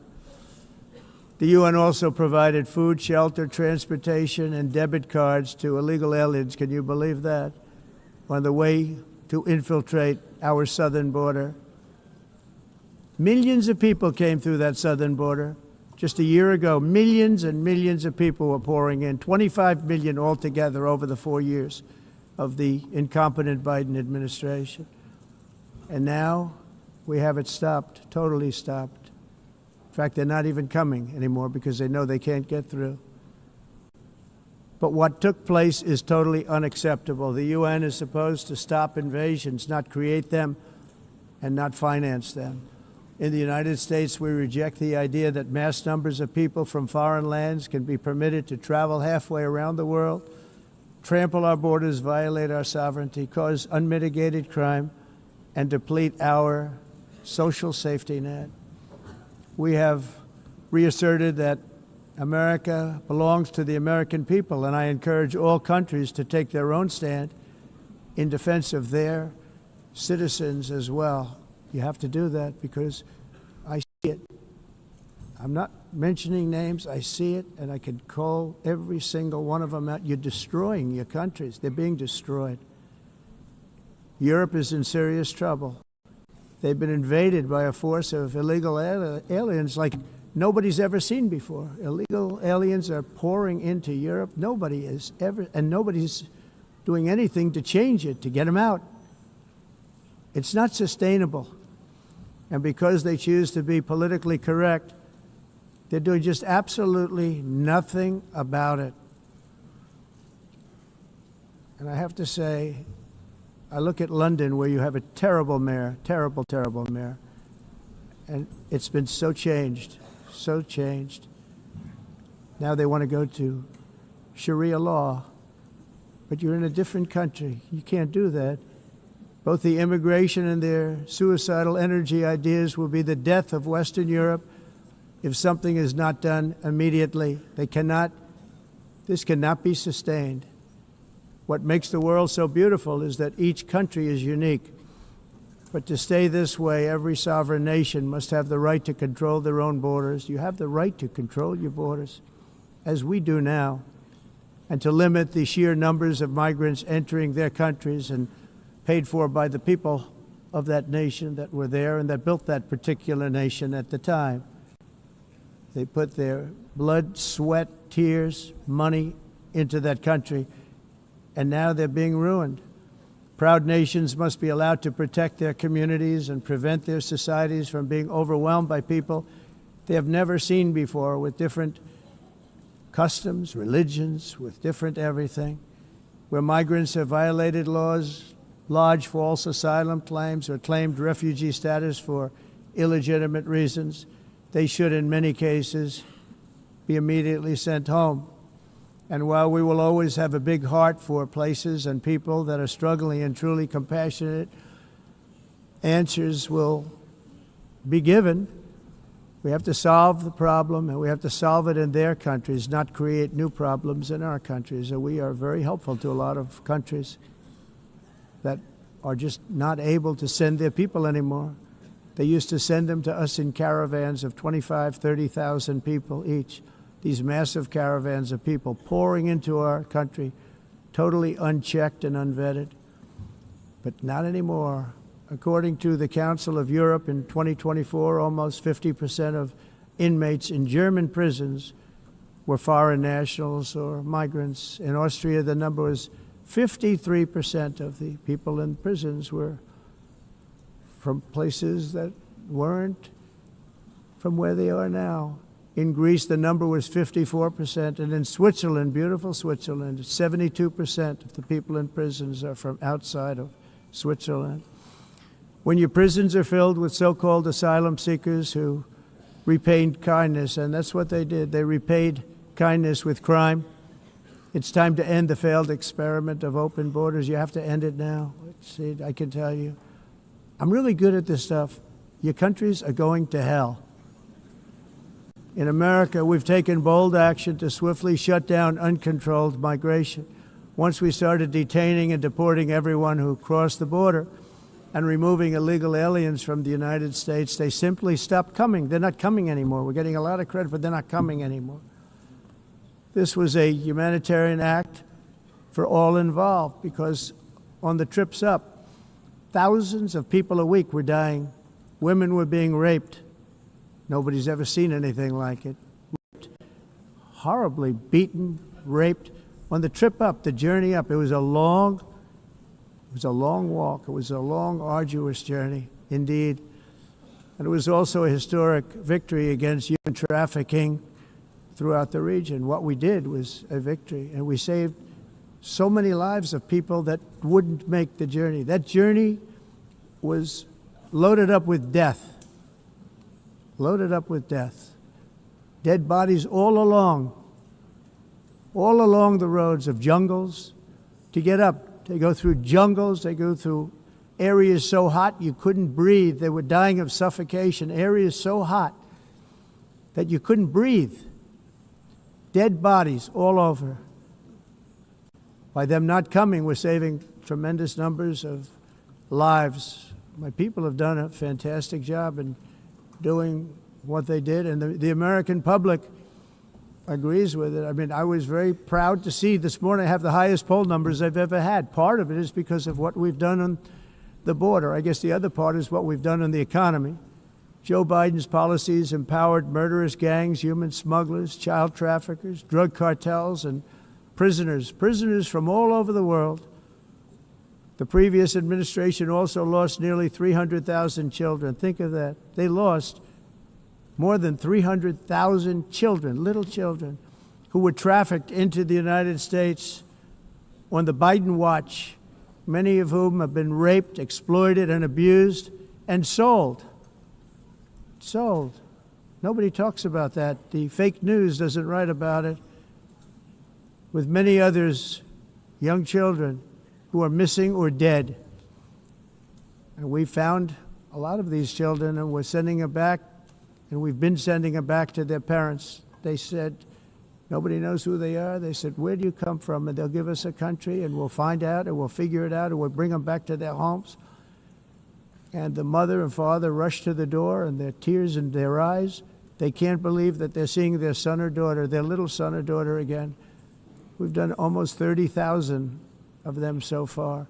Any system that results in the mass trafficking of children is inherently evil. Yet that is exactly what the globalist migration agenda has done, and it's what it's all about. In America, those days, as you know, are over. The Trump administration is working, and we are continuing to work to track down the villains that are causing this problem, and also, as I said, to get back the 30,000 we've already returned. Now I think we're going to have another. We're going to find a lot. You're not going to find all of them. 300, more than 300,000. They're lost or they're dead. They're lost or they're dead because of the animals that did this. To protect our citizens, I've also designated multiple savage drug cartels as far as and you see this, and you see it happening right before your eyes. Let's put it this way, people don't like taking big loads of drugs in boats anymore. There aren't too many boats that are traveling on the seas by Venezuela. They tend not to want to travel very quickly anymore. And we've virtually stopped drugs coming into our country by sea. We call them the water drugs. They kill hundreds of thousands of people. I've also designated multiple savage drug cartels as far as foreign terrorist organizations, along with two bloodthirsty transnational gangs, probably the worst gangs anywhere in the world, MS-13 and Tren de Aragua. Tren de Aragua is from Venezuela, by the way. Such organizations torture, maim, mutilate, and murder with impunity. They're the enemies of all humanity. And for this reason, we've recently begun using the supreme power of the United States military to destroy Venezuelan terrorists and trafficking networks led by Nicolas Maduro. To every terrorist thug smuggling poisonous drugs into the United States of America, please be warned that we will blow you out of existence. That's what we're doing. We have no choice. Can't let it happen. They're destroying. I believe we lost 300,000 people last year to drugs, 300,000. Fentanyl and other drugs. Each boat that we sink carries drugs that would kill more than 25,000 Americans. We will not let that happen. Energy is another area where the United States is now thriving like never before. We're getting rid of the falsely named renewables. By the way, they're a joke. They don't work. They're too expensive. They're not strong enough to fire up the plants that you need to make your country great. The wind doesn't blow. Those big windmills are so pathetic and so bad, so expensive to operate. And they have to be rebuilt all the time, and they start to rust and rot. Most expensive energy ever conceived, and it's actually energy. You're supposed to make money with energy, not lose money. You lose money, the governments have to subsidize. You can't put them out without massive subsidies. And most of them are built in China, and I give China a lot of credit. They build them, but they have very few wind farms. So why is it that they build them and they send them all over the world, but they barely use them? You know what they use? Coal. They use gas. They use almost anything, but they don't like wind. But they sure as hell like selling the windmills. Europe, on the other hand, has a long way to go, with many countries being on the brink of destruction because of the green energy agenda. And I give a lot of credit to Germany. Germany was being led down a very sick path, both on immigration, by the way, and on energy. They were going green, and they were going bankrupt. And the new leadership came in, and they went back to where they were, with fossil fuel and with nuclear, which is good. It's now safe, and you can do it properly. But they went back to where they were, and they opened up a lot of different plants, energy-producing plants, and they're doing well. I give Germany a lot of credit for that. They've said this is a disaster, what's happening. They were going all green. All green is all bankrupt. That's what it represents. And it's not politically correct. I'll be very badly criticized for saying it, but I'm here to tell the truth. I don't care. It doesn't matter to me. I'm in New York City. I'm feeling a lot safer. Crime, we're getting crime down. And by the way, speaking of crime, Washington, D.C. Washington, D.C. was the crime capital of America. Now it's a totally, after 12 days, it's a totally safe city. Everyone's going out to dinner. They're going out to restaurants. Your wife can walk down the middle of the street with or without you. Nothing's going to happen. My people have done a fantastic job. And yes, I called in the National Guard, and the National Guard took care of business, and they weren't politically correct, but they took care of business. We got 1,700 career criminals out, brought them back to where they came from, the countries where they came from, or put them in jails. Washington, D.C. is now a totally safe city again, and I welcome you to come. In fact, we'll have dinner together at a local restaurant, and we'll be able to walk. We don't have to go by an armor-plated vehicle. We'll walk right over there from the White House. They've given up their powerful edge, a lot of the countries that we're talking about, in oil and gas, such as essentially closing the great North Sea oil. Oh, the North Sea, I know it so well. Aberdeen was the oil capital of Europe, and there's tremendous oil that hasn't been found in the North Sea. Tremendous oil. And I was with the Prime Minister I respect and like a lot, and I said, you're sitting with the greatest asset. They essentially closed it by making it so highly taxed that no developer, no oil company can go there. They have tremendous oil left, and more importantly, they have tremendous oil that hasn't even been found yet. And what a tremendous asset for the United Kingdom. And I hope the Prime Minister is listening, because I told it to him 3 days in a row. That's all he heard. North Sea oil, North Sea, because I want to see them do well. I want to stop seeing them ruining that beautiful Scottish and English countryside with windmills and massive solar panels that go 7 miles by 7 miles, taking away farmland. But we're not letting this happen in America. In 1982, the executive director of the United Nations Environmental Program predicted that by the year 2000, climate change would cause a global catastrophe. He said that it will be irreversible, as any nuclear holocaust would be. This is what they said at the United Nations. What happened? Here we are. Another UN official stated in 1989 that within a decade, entire nations could be wiped off the map by global warming. Not happening. You know, it used to be global cooling. If you look back years ago in the 1920s and the 1930s, they said, global cooling will kill the world. We have to do something. Then they said global warming will kill the world, but then it started getting cooler, so now they could just call it climate change, because that way they can't miss. It's climate change, because if it goes higher or lower, whatever the hell happens, there's climate change. It's the greatest con job ever perpetrated on the world, in my opinion. Climate change, no matter what happens, you're involved in that. No more global warming, no more global cooling. All of these predictions made by the United Nations and many others, often for bad reasons, were wrong. They were made by stupid people that have cost their countries fortunes and given those same countries no chance for success. If you don't get away from this green scam, your country is going to fail. And I'm really good at predicting things, you know. They actually said during the campaign they had a hat, the best-selling hat. Trump was right about everything. And I don't say that in a braggadocious way, but it's true. I've been right about everything. And I'm telling you that if you don't get away from the green energy scam, your country is going to fail. And if you don't stop people that you've never seen before, that you have nothing in common with, your country is going to fail. I'm the President of the United States, but I worry about Europe. I love Europe. I love the people of Europe. And I hate to see it being devastated by energy and immigration. This double-tailed monster destroys everything in its wake, and they cannot let that happen any longer. You're doing it because you want to be nice. You want to be politically correct, and you're destroying your heritage. They must take control strongly and immediately of the unmitigated immigration disaster and the fake energy catastrophe before it's too late.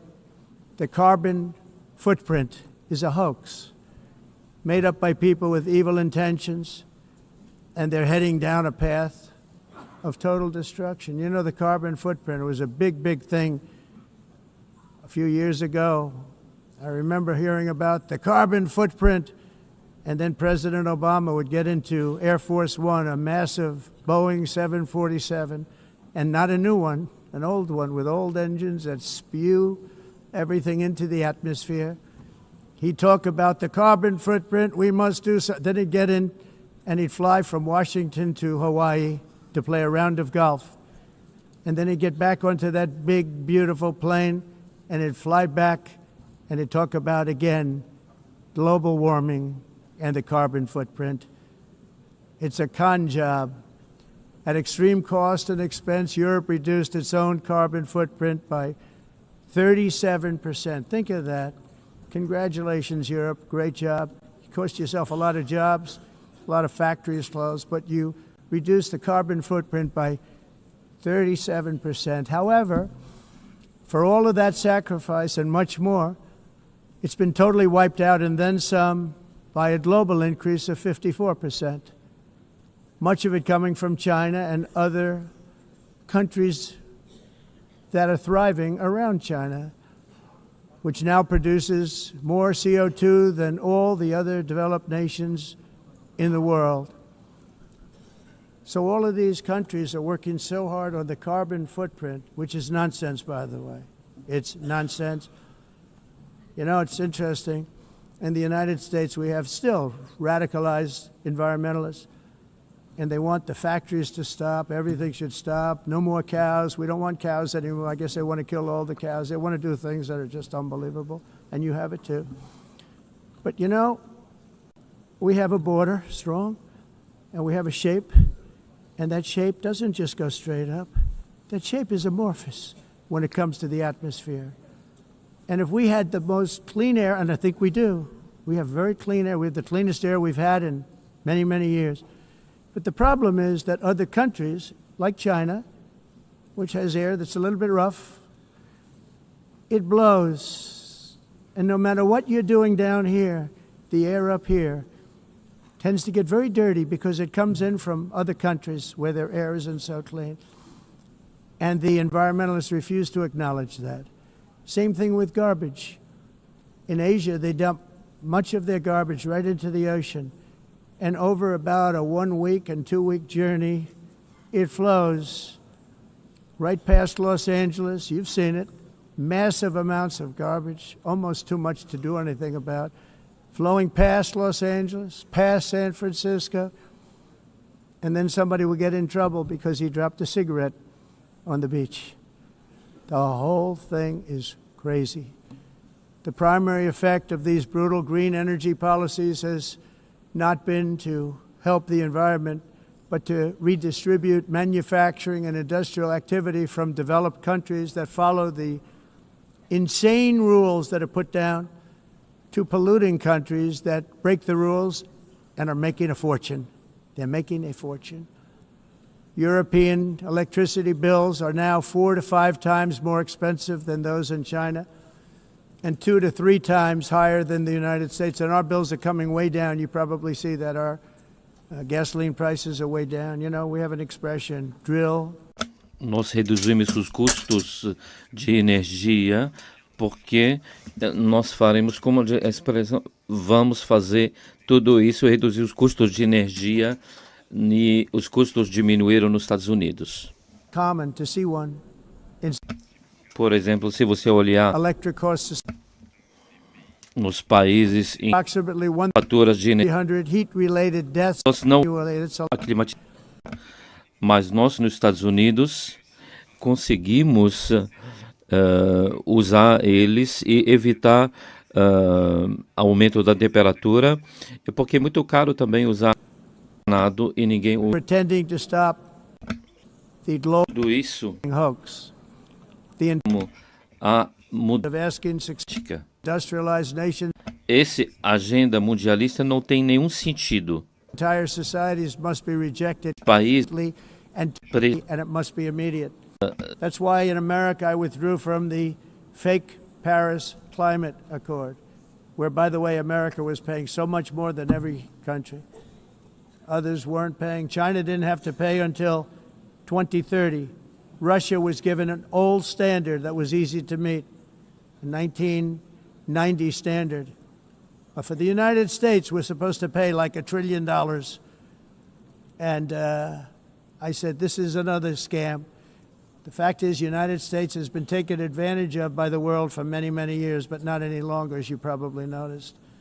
I unleashed massive energy production and signed historic executive orders to hunt for oil, but we don't have to do much hunting because we have the most oil of any nation anywhere, oil and gas in the world. And if you add coal, we have the most of any nation in the world. Clean, I call it clean, beautiful coal. You can do things today with coal that you couldn't have done 10 years ago, 15 years. So I have a little standing order in the White House.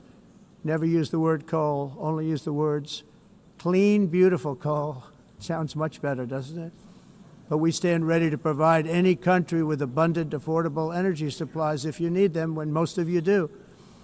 We're proudly exporting energy all over the world. We're now the largest exporter.